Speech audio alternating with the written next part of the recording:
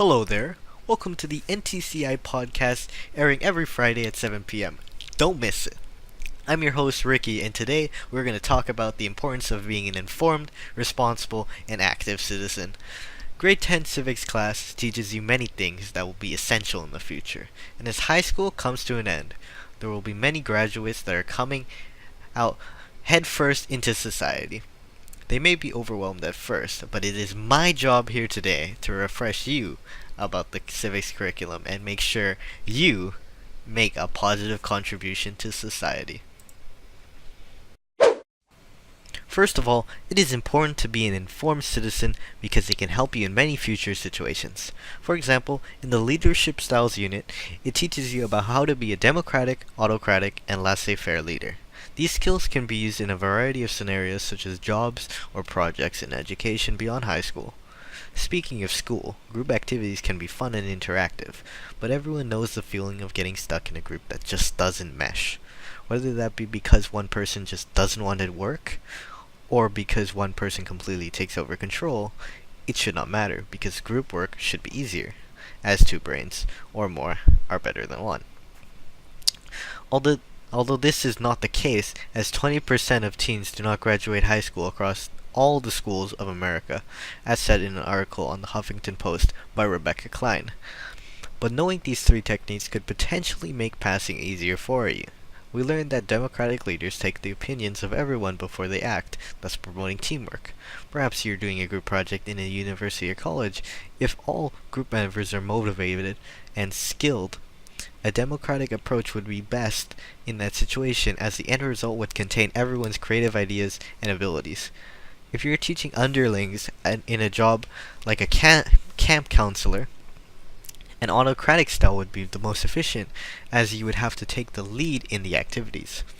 Finally, the laissez-faire style is most effective in a job or group project in which everyone is familiar with each other and knows the routine required to finish the task. It's because everyone knows what to do already, there's no point in discussing it, thus saving time and effort. My second topic relates to responsibility and why it is important to be a responsible citizen.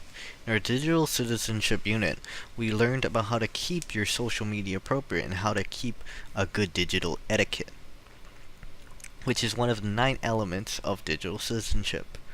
Why is this important? Well, it can help in the future. Job applications and university applications check your social media posts, and if you don't keep them in check, you will suffer. After all, only 2% of applicants get interviews, and 43% of recruiters said that they would blacklist the rest. Both said in an article written by Workopolis, made on November 10th, 2016. Stay tuned as we will talk more about civics right after the commercial break. Want free money? Your next line is, "There's no such thing. I'm changing the channel." Well, you're right about the first half, because I'm gonna catch your attention with the next closest thing. A job. Looking for jobs can be tough, but here at Looking for Jobs, we make the process easy and quick. For more information, call 123-456-7890 or visit our website at lookingforjobs.com. Welcome back. Next I will be talking about the judicial branch in the Canadian government, as we know is one of the 3 branches of power. Alongside it is the executive branch, which administers and carries out laws, and the legislative branch, which has the power to make and amend laws. But unlike the other two, the judicial branch is a system in which judges have the power to decide who has broken the law and set penalties accordingly. Speaking of laws, we also learned about the 12 sections of the Charter of Rights, what we have the right to do as a human being. But clearly not everyone follows this, as there were 12,196,959 arrests in 2012, as said on the official FBI website. For comparison, that's 4% of the total population in the US in 2012. 4% too high for me. But if you are one of those people, do not fear, as civics class will allow you to understand exactly what process you would have to go through. There are 3 divisions or levels in the court structure: the appeal division, civil division, and the one we're focusing on, the criminal division. The criminal division has a superior court which tackles major criminal cases, and a criminal court that handles ordinary cases.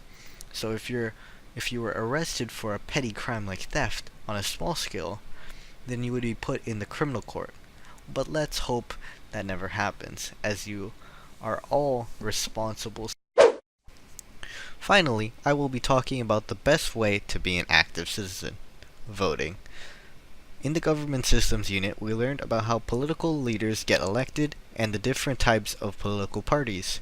If you are 18 years old, or when you reach it, you can vote for a politician. But you also should know that in order for a politician to be elected, they must go through the election process. It starts with a call made by the Governor General with the advice of the Prime Minister. Then the politicians go on a 28-day campaign in which they promote their party and talk about the actions they would take if they were elected. Finally, on the day of the election, voters can go to public buildings like schools, which are open for 12 hours, and submit a ballot. And then in the end, they add up all the votes and the winner is revealed. Also, if you do not know who to vote for, we learned what each party believes through the political spectrum test that we did. There are in total 20 political parties, but don't be overwhelmed, as there are really only two main ones: liberals, who are left-wing, and conservatives, who are right-wing. So don't be shy. Every vote counts, and you should help decide how this country is run, at least when you're old enough. After all, only 55% of the whole population turned out in the last federal election in 2016. That concludes my podcast. I hope you've learned a lot, and I hope you all make a positive contribution to society. This is Ricky, signing off.